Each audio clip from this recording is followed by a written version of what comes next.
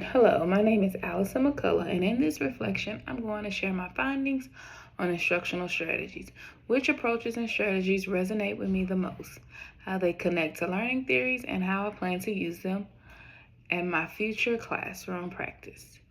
In my research, I examined a variety of instructional strategies, but two stood out the most: direct instruction and cooperative learning.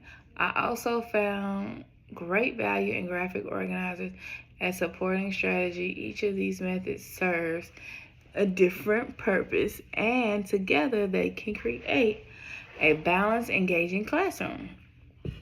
Let's start with direct instruction. This is a teacher-led approach where lessons are clearly modeled step by step with guided practice and ongoing checks for understanding.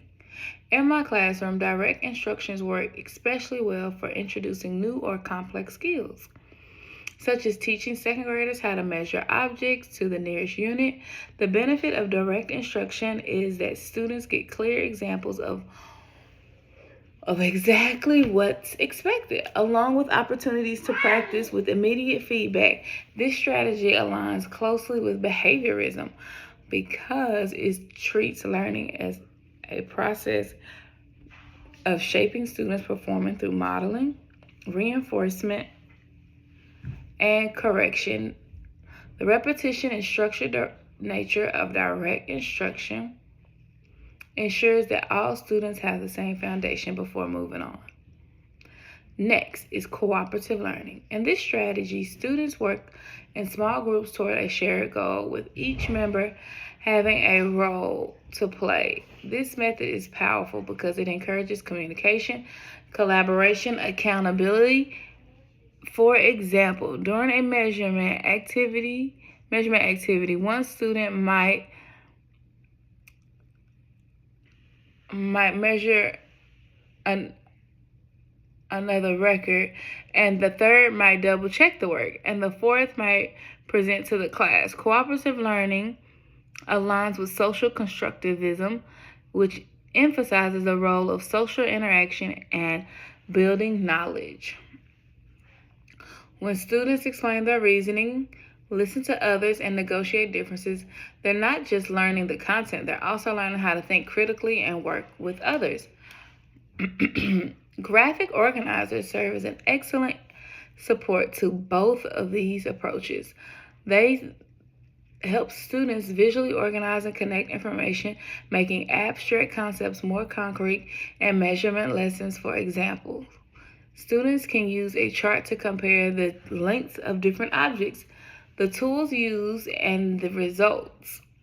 The strategy supports cognitivism because it helps students process and store information in a way that is easier to retrieve later. On key insight from my research is these strategies are not isolated.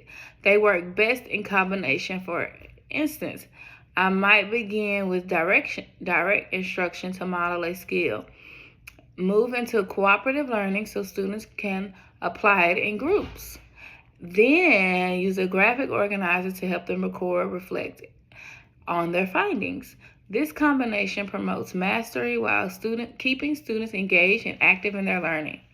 Another important takeaway is the strategy selection should always align with the learning objective and the developmental level of the students.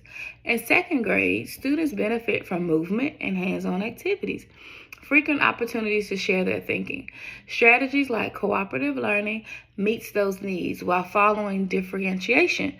In my future practice, I plan to be intentional about choosing strategies that enhance, improve critical and higher order thinking, and promote student achievement. I also want to create a classroom culture where students feel safe to ask questions, share ideas, and learn from their mistakes.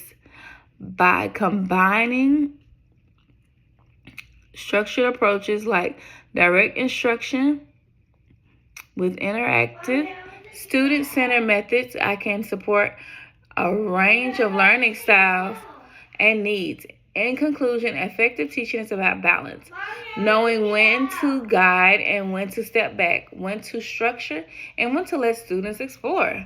Direct instruction and cooperative learning, graphic organizers, Each offer unique benefits, but together they create a learning environment where are both supported challenged. My goal is to use these strategies to build confident, capable learners who are ready to apply their skills beyond the classroom.